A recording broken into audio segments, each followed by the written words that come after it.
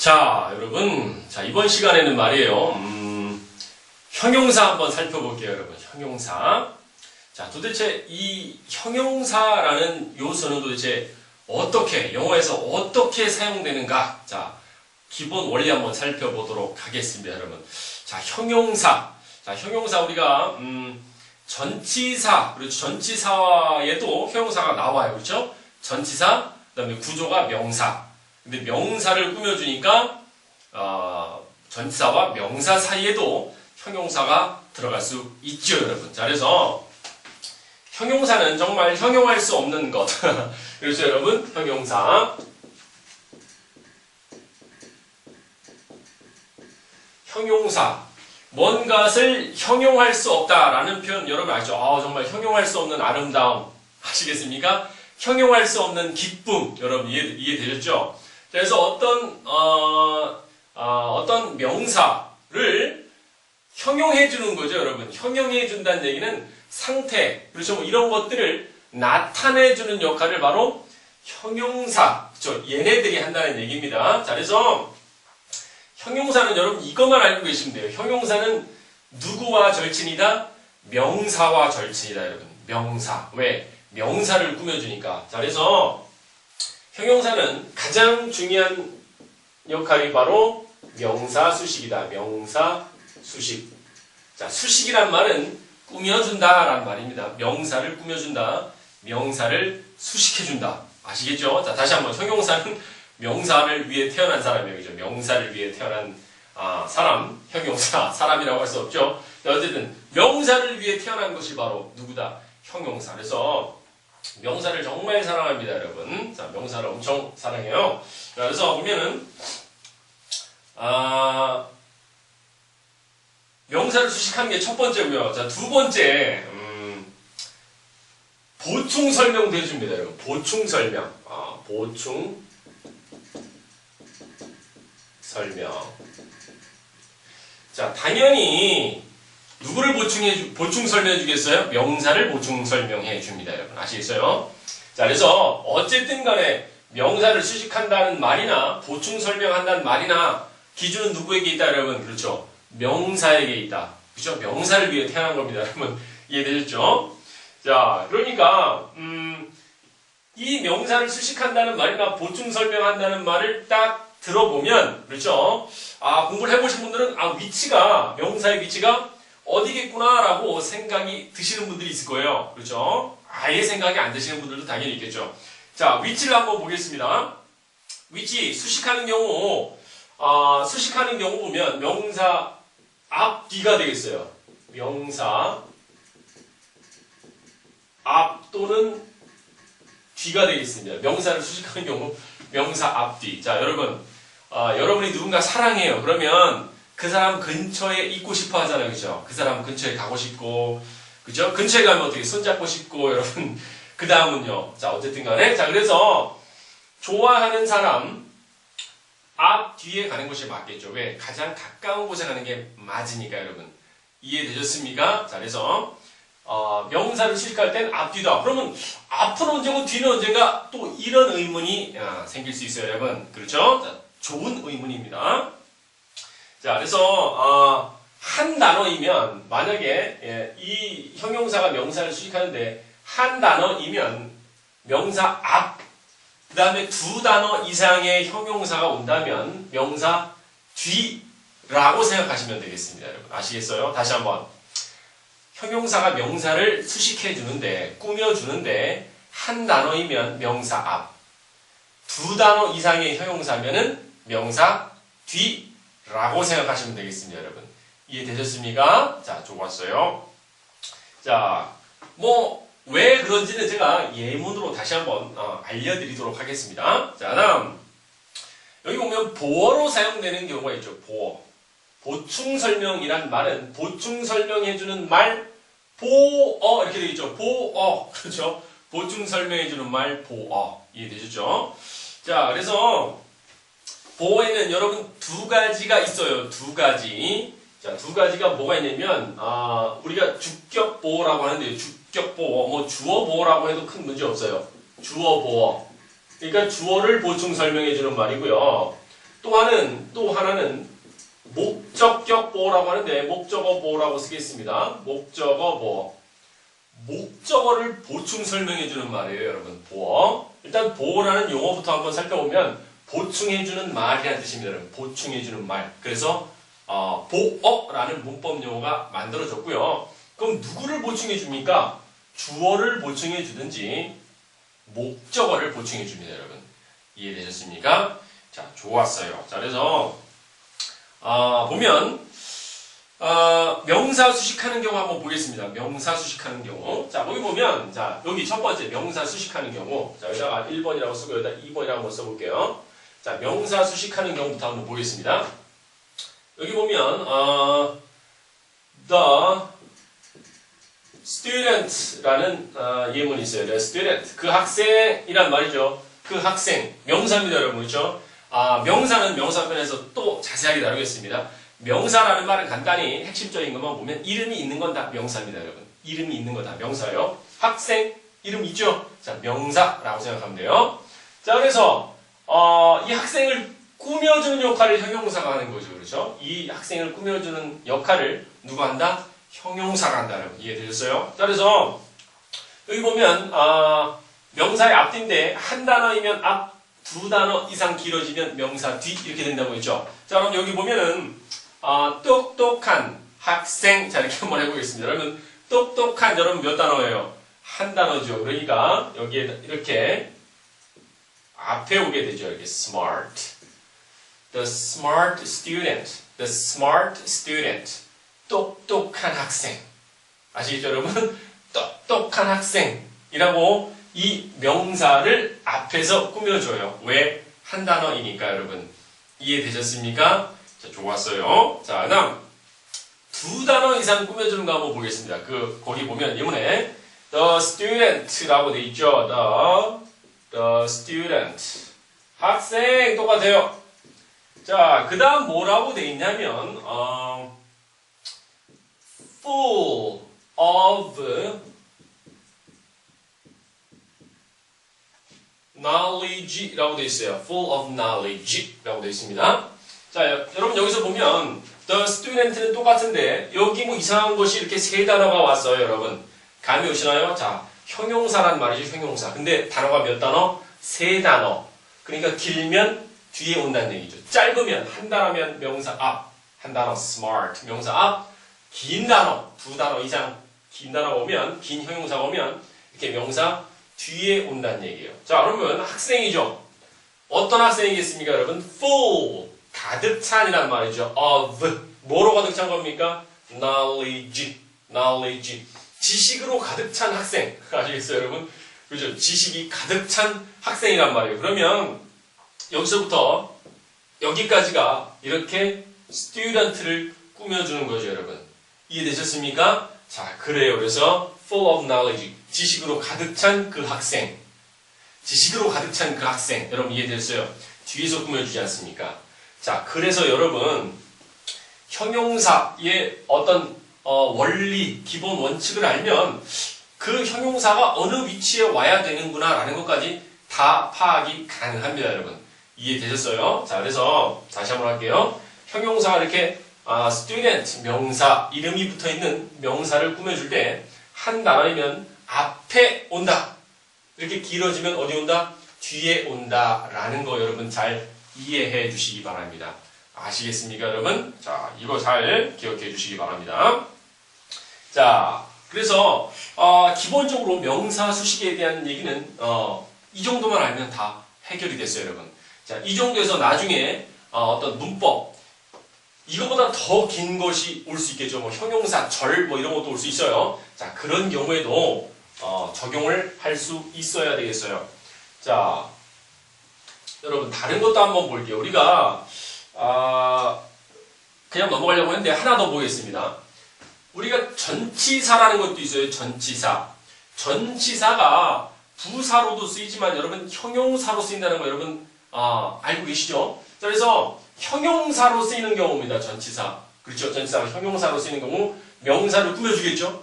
자, 여러분 전치사는 어떻게 옵니까? 보통 전치사 더하기 명사. 몇 단어입니까, 여러분? 두 단어죠. 두 단어. 이해되십니까?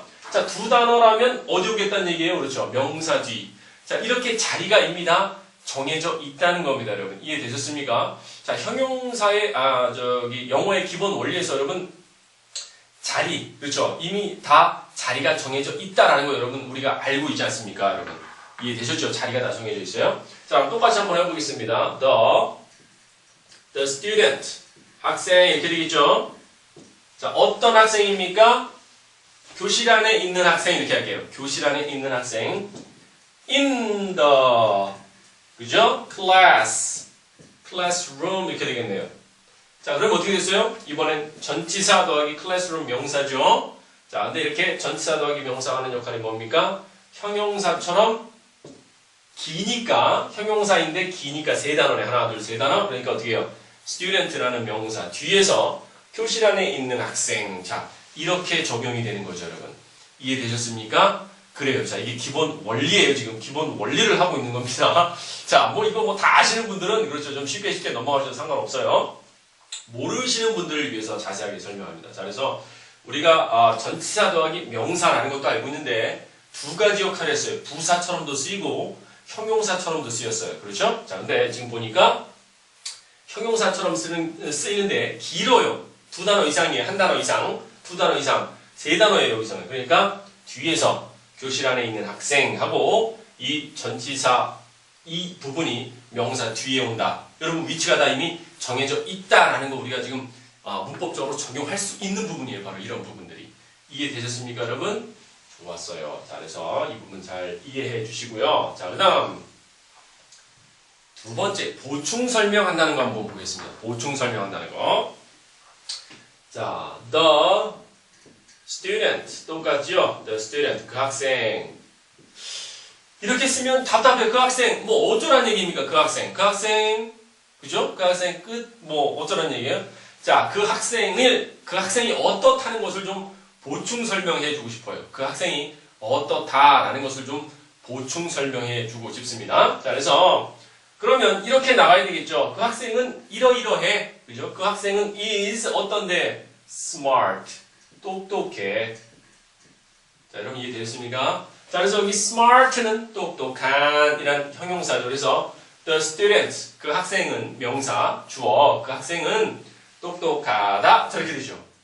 자, 그래서 주어의 상태가 어떻다고 지금 똑똑하다고 어떻게 보충 설명해 주고 있어요. 그러니까 보어라고 말하고 보어로 쓰인다고 하는 거죠. 형용사가 보어로 쓰인다고.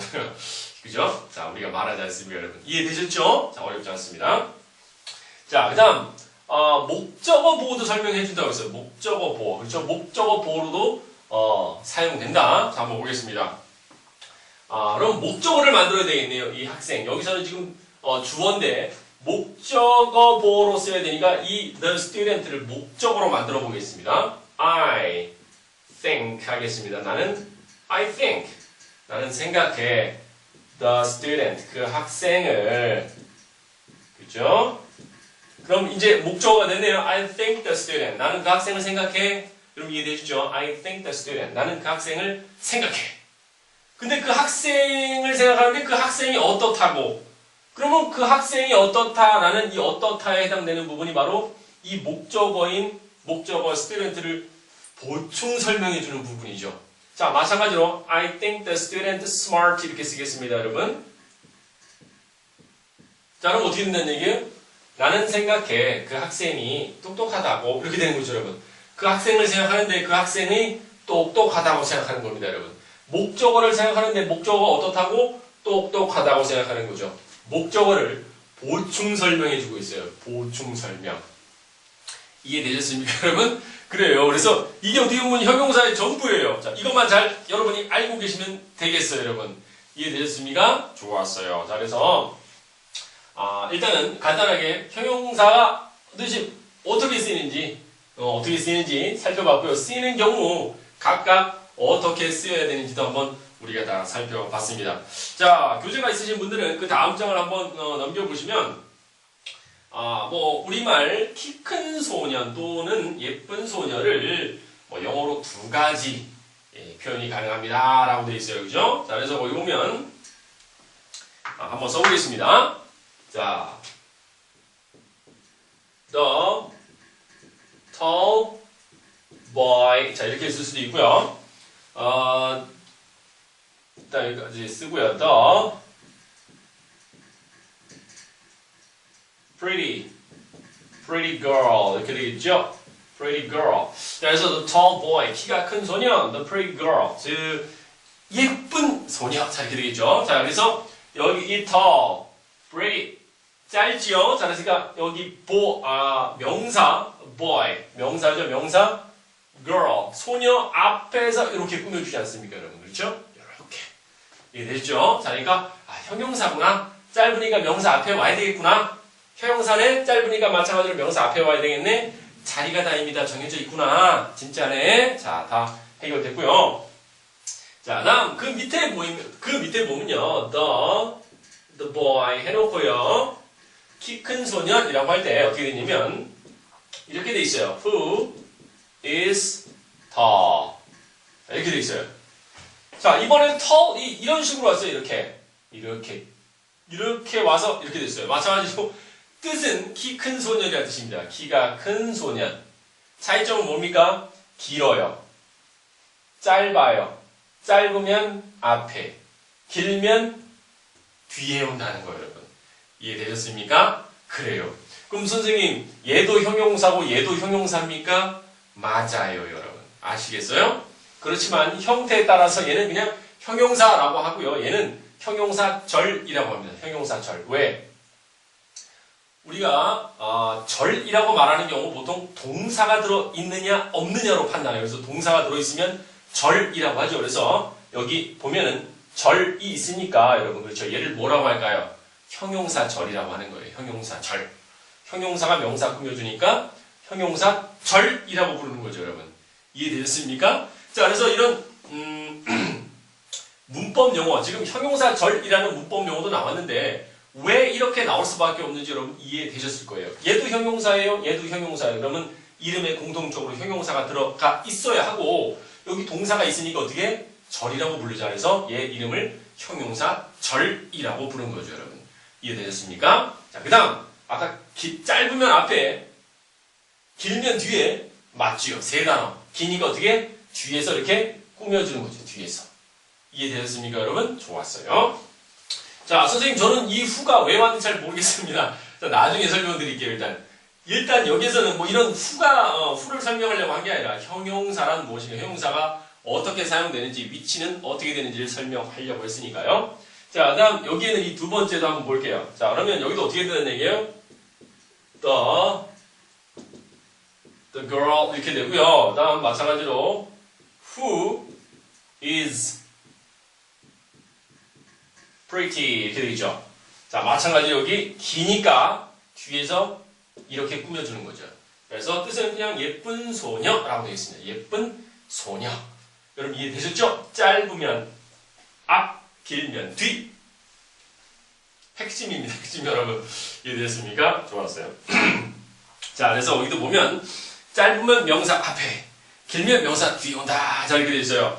자, 그래서 여기 이런 어떤 어순이 그렇죠. 순서가 우리나라랑은 달라요. 우리나라는 짧든 길든 무조건 명사 앞에 와요. 보세요. 키 큰 소년.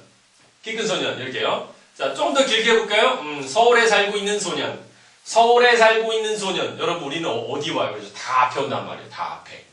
이해되셨습니까? 그렇지만 영어는 어떻게 나눠져 있다. 짧으면 앞에, 길면 뒤에. 여러분. 이해되셨습니까? 자, 여기에서도 한 가지 더 짚고 넘어가면 영어의 어떤 직설적인 원리가 들어가 있어요. 여러분, 이해하십니까? 자, 그거 보세요. 적용을 잘 못해요, 여러분. 우리가 다 알고 있는데 적용을 잘 못해. 직설적이다, 영어의 기본 원리, 직설적인 원리가 여기 들어가 있습니다. 보세요. 이 형용사는 말이에요. 있어도 되고 없어도 됩니다. 아시겠어요, 여러분? 물론 있으면 좋죠. 그렇지만 없어도 문제가 될 것이 없습니다. 중요한 건 뭐예요? 소년이라는 말이죠. 소년. 이해되셨습니까? 자, 그래서 the tall boy 하면 짧은 단어는 중요한 boy를 말하는데 큰 장애가 없어요. The tall boy. 키 큰 소년. 소년 바로 나오지 않습니까? 근데 여기 보면 who is tall 이란 말은 길어요. 만약에 이게 앞으로 간다고 하면 the boy라는 중요한 단어가 뒤로 자꾸 밀리게 돼요, 여러분. 이해되십니까? 직설적인 언어가 덜 직설적인 언어로 변한다는 얘기예요, 여러분. 이해되시죠? 왜냐하면 the boy라는 단어가 중요한 단어이기 때문에 그렇습니다. 그래서 이 중요한 단어가 who is tall이라는 긴 형용사가 앞으로 나가게 되면, 앞에서 꾸미게 되면 중요한 단어가 자꾸 뒤로 밀리게 돼요. 중요한 단어를 제일 먼저 말해야 되는 영어의 어떤 직설적인 어떤 원리에 위배가 된다는 얘기죠, 여러분. 이해되셨습니까? 그래요. 그래서 형용사가 짧으면 앞에 올 수 있는 원리는 뭡니까? boy라는 중요한 단어를 짧기 때문에 금방 말해줄 수 있다는 얘기죠. The tall boy. 금방 나오지 않습니까? 근데 길어지면 boy라는 중요한 단어가 자꾸 뒤로 밀리니까 직설적이질 못해요. 정말 중요한 단어 먼저 얘기해야 되는데 부가적인 형용사가, 그죠? 형용사절이 앞에 자리하고 있으니까 중요한 the boy는 뒤로 자꾸 밀리게 되는 거죠. 그러니까 직설적인 원리에 위배되니까 그렇게 쓰지 않는다는 거죠. 그래서 왜 명사 앞이고 명사 앞에도 오고 뒤도 오는데 짧으면 앞이고 길면 뒤인지는 여러분이 이제 이해하셨을 거라고 생각해요. 그렇죠? 원리까지 그렇죠. 왜 앞에 짧으면 앞에 오고 왜 길면 뒤에 오는구나.